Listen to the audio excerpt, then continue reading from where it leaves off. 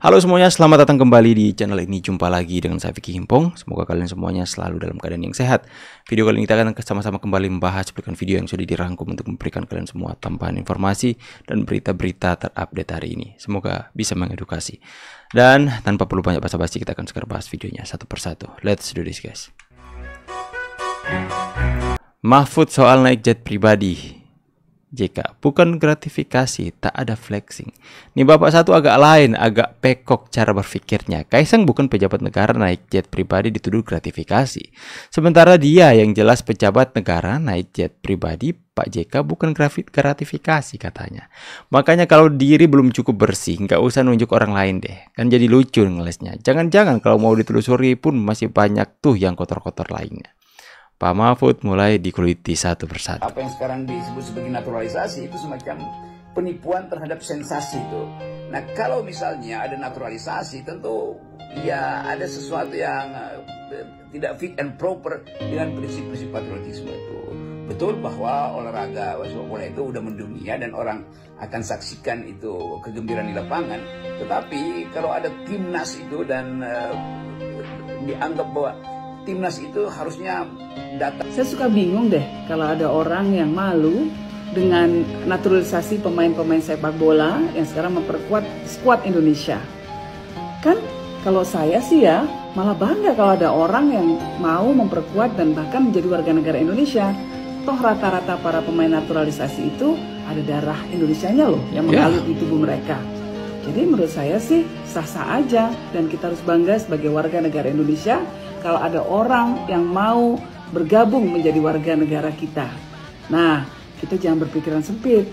Yuk kita perkuat terus apapun yang bisa kita lakukan untuk terus meraih prestasi olahraga di Indonesia. Salam olahraga. Setuju sekali Mbak Yeni Wahid ya. Anda sangat-sangat bijak ya. Memang si Rocky memang berpikiran sempit. Ya, seperti yang dia katakan kepada orang lain, kepada Pak Jokowi, bajingan, dungu, tolol. Ternyata itu menggambarkan dirinya sendiri, teman-teman.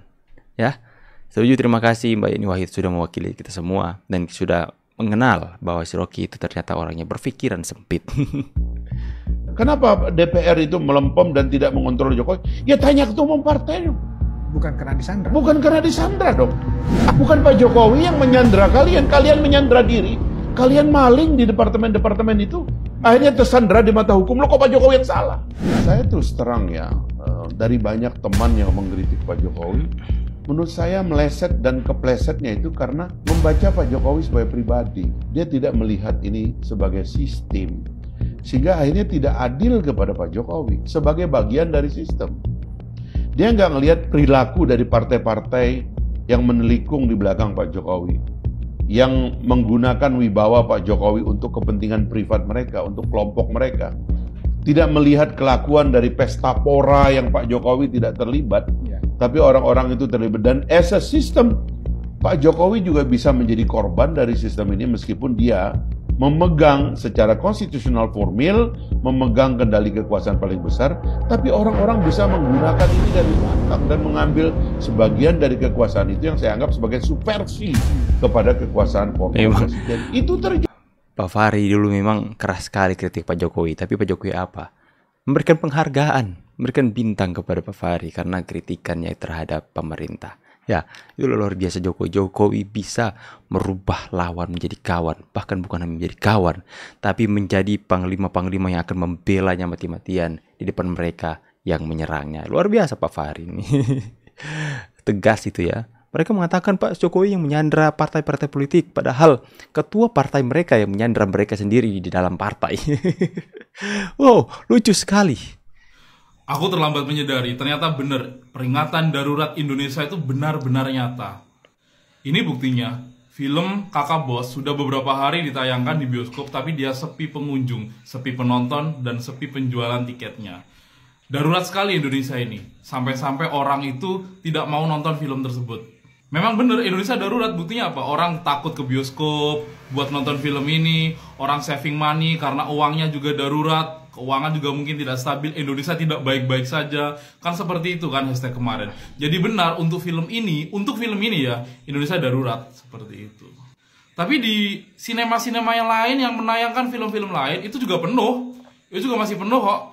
Masih pembelian tiket juga masih full, semua masih penuh, masih aman-aman aja. Paginya setelah mereka nonton film-film yang lain, paginya mereka berangkat bekerja, nganter anak ke pasar, kuliah, sekolah, dengan happy, dengan motor yang bagus-bagus, dengan mobil yang mewah-mewah, dengan uang jajan yang banyak, dengan belanja, check out keranjang kuning juga masih lancar, paketan datang bergulir juga masih lancar juga di rumah-rumah mereka. Jadi gak ada yang darurat bagi mereka, hanya di film ini saja yang darurat.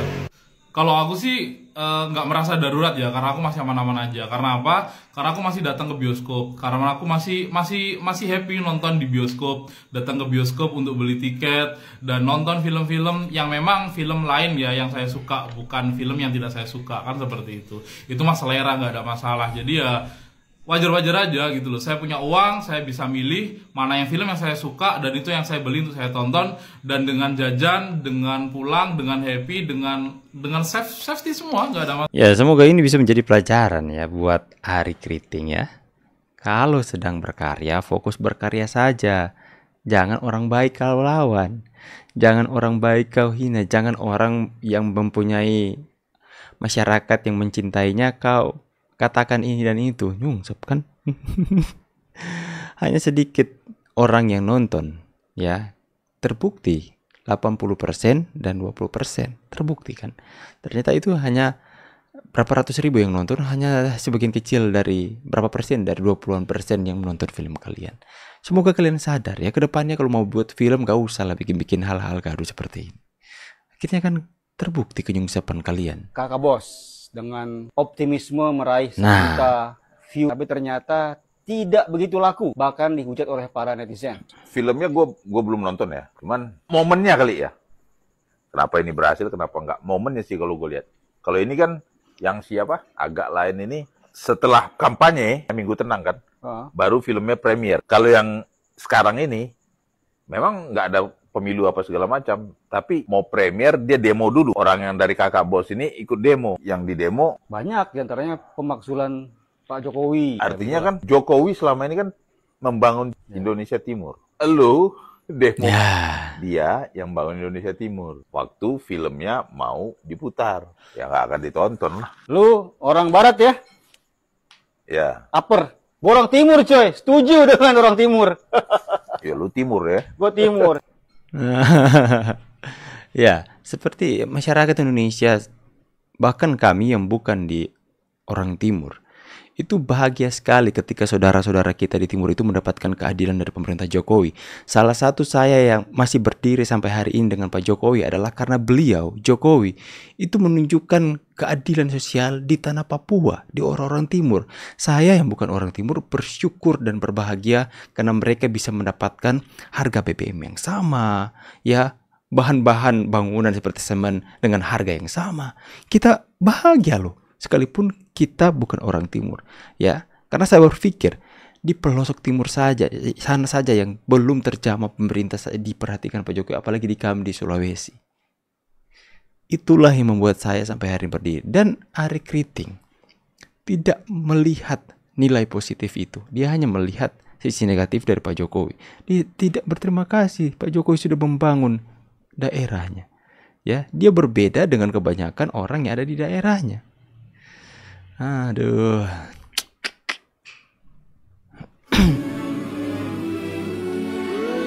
Nah, ini dia teman-teman ya, supaya mereka semua paham.